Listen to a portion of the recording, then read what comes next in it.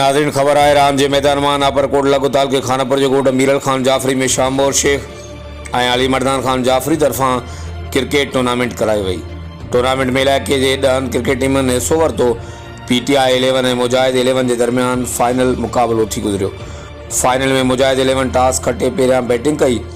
मुक़ररा 8 ओवरनि में 139 रन्सूं ठाहे मुख़ालिफ़ team PTI 11 खे 140 रन्सुनि जो टारगेट ॾिनो।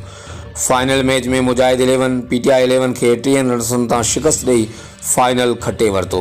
फाइनल मैच जे महिमान अली बख्श जाफ़री, अली नवाज़ जाफ़री, बशीर मंगी, उस्ताद अरसला जाफ़री, नूर हसन जाफ़री, बुगटी बखराणी, मुजाहिद 11 जे खिलाड़ी मंज़ूर अहमद जाफ़री खे man of the match award, Abdul रसीद जाफ़री खे man of the series award, उस्ताद वकील अहमद जाफ़री खे फ़ातेह ट्रॉफ़ी ऐं मुनीर अहमद जाफ़री खे लूज़र ट्रॉफ़ी ॾिनी। इरशाद अहमद जाफ़री, ग़ुलाम मुस्तफ़ा जाफ़री समेत काफ़ी तइदाद में माण्हुनि फाइनल मैच ॾिठी। हर वक़्तु आगाह लाइ ॾिसंदा रहो JTN वेब न्यूज़।